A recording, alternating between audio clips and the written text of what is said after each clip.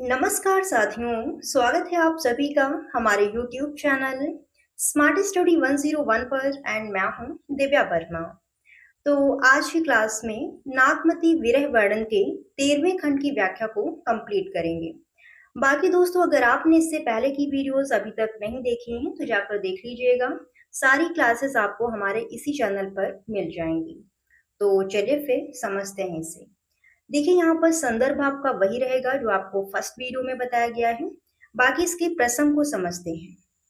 तो इस पद में दिखाया गया है कि चैत मास आरंभ हो चुका है, यानी कि वसंत ऋतु आ चुकी है और पूरी प्रकृति आनंद और सौंदर्य से भरी हुई है।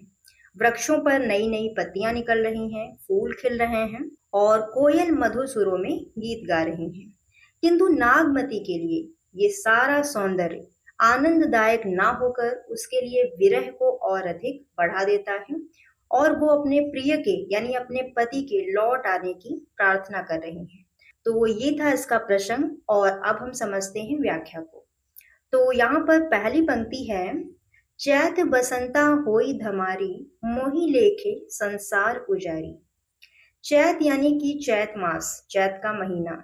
बसंता बसंत ऋतु, होई हो गई है, धमारी यानी धूमधाम या फिर उल्लास। मोहि लेखे यानी मेरे लिए संसार संपूर्ण जगत, उजारी उजड़ा हुआ है। तो चैत मास में वसंत ऋतु का आगमन हो चुका है। चारों ओर प्रकृति आनंद और उत्सव से भरी हुई है।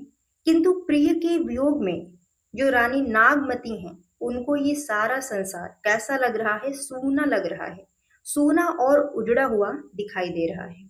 उसके मन में इतना दुख है कि उसे किसी भी वस्तु में सौंदर्य या फिर आनंद अनुभव ही नहीं हो रहा है। फिर अगली पंक्ति है, पंचम विरह पंच सर मारे रकत रोई सगरों वन ढारे। पंचम अर्थात कोयल का पांचवा स्वर या फिर पंचम स्वर। विरह यानी वियोग, पंच सर कामदेव के 5 बाण मारे मारता है। रकत अर्थात रक्त, खून, ब्लड। रोई अर्थात रोकर, सगरों सारा, वन यानी वन और ढारो बहाता है।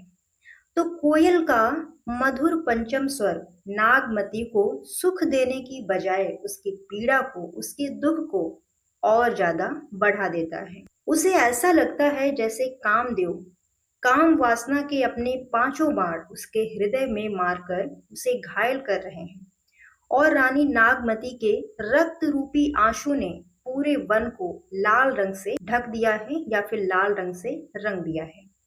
क्योंकि जो पेड़ हैं उन पर नई नई लाल रंग की कोपड़े निकल आई हैं, तो उसी की बात यहाँ पर की जा रही है कि पूरा रंग नागमती के जो रक्त रूपी आंसू हैं उनसे लाल हो गया है। फिर अगली पंक्ति है, बूढ़ उठे सब तरिवर पाता भीज मजीठ टेसु बन राता। बूढ़ उठे डूब गए, तरिवर वृक्ष, पाता पत्ते, भीज अर्थात भीग कर, मजीठ मजीठ एक औषधि पौधा होता है जिसकी जड़ें लाल रंग की होती हैं। टेशु पलास के फूल और राता यानी लाल रंग। तो प्रिय के वियोग में रानी नागमती के इतने आंसू बह रहे हैं कि ऐसा लगता है सभी पेड़ पौधे उसी में डूब गए हों। मजीठ और पलास के वृक्ष भी इन रक्त रूपी आंसुओं से लाल हो गए हैं। फिर अगली पंक्ति है, बौरे आम फरे अब लागे आबहु आओ घर कंत सभागे। बौरे आम, बौर आए हुए आम के वृक्षों में फरे लागे, अब फल आने प्रारंभ हो गए हैं। अब अभी भी, आओ आ जाओ, घर अर्थात अपने घर, कंत प्रिय या फिर पति, सभागे सौभाग्यशाली। तो रानी नागमती कहती हैं कि बौर आए हुए आम के वृक्षों पर अब तो फल लगने भी शुरू हो गए हैं। चारों ओर वसंत ऋतु का सुंदर वातावरण है और ऐसे शुभ समय में हे प्रियतम, अब तो अपने घर लौट आइए, क्योंकि आपके आने से ही मेरा जीवन और ये वसंत ऋतु सार्थक होगी। फिर अगली पंक्ति है, सहस भाव फूली वनस्पति मधुकर घूमहि समर मालती। अर्थात सहस यानी कि हजारों, भाव अर्थात प्रकार, फूली खिल गई हैं वनस्पति वनस्पतियां, मधुकर अर्थात भौरे, घूमहि घूमते हैं, संवरी सजी हुई, मालती अर्थात मालती का पुष्प। तो वन में अनेक प्रकार की जो वनस्पतियां हैं, फूल हैं, वो खिल उठे हैं और मालती पुष्प की जो लताएं हैं वो फूलों से सजी हुई हैं, उन पर फूल लदे हुए हैं और उन पर जो भौरे हैं, मालती के पुष्प पर जो भौरे हैं वो गुंजन करते हुए गीत गा रहे हैं या फिर भौरे मंडरा रहे हैं। प्रकृति का ये सौंदर्य विरहिणी नागमती के हृदय को और अधिक व्याकुल कर देता है। फिर अगली पंक्ति है, मौका फूल भय सब कांटे, दृष्टि परत जस लागहि चाटे। मौका मेरे लिए, फूल अर्थात पुष्प, भय हो गए हैं, सब सभी, कांटे अर्थात कांटे, दृष्टि दृष्टि, परत पड़ते ही, जस जैसे, लागहि लगते हैं, चांटे अर्थात थप्पड़। तो प्रिय के वियोग में अब सुंदर और कोमल फूल भी रानी नागमती के लिए कांटों के समान चुभते हुए प्रतीत होते हैं।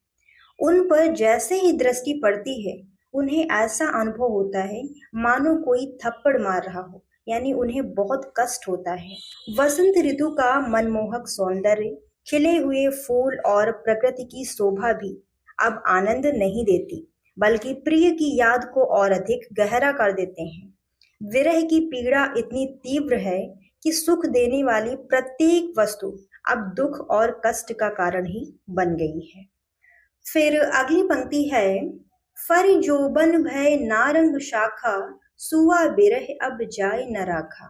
फरी फल कर, जोबन यौवन, भय हो गए हैं, नारंग नारंगी की भांति, शाखा अर्थात शाखाएं, सुआ बिरह विरह रूपी तोते से, अब जाय न राखा, अब रक्षा नहीं की जा रही। तो रानी नागमती कहती हैं कि मेरे शरीर रूपी वृक्ष की शाखाओं पर यौवन रूपी नारंगी के जो फल हैं वो पूरी तरह से पक चुके हैं।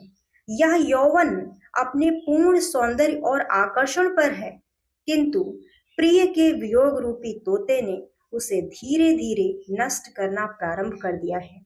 जैसे तोता पके हुए नारंगी के फलों को कुतर देता है, उसे नष्ट कर देता है, उसी प्रकार से जो विरह की पीड़ा है वो यौवन की सुंदरता को धीरे धीरे समाप्त करती हुई जा रही है। इसलिए हे प्रियतम, शीघ्र ही लौट आने की कृपा कीजिए। फिर अंतिम पंक्तियां हैं, घिरिन परेवा होई पियू, आओ बेग पर टूटी, नारी पराए हाथ है, तोहि बिन पाओ न छूटी।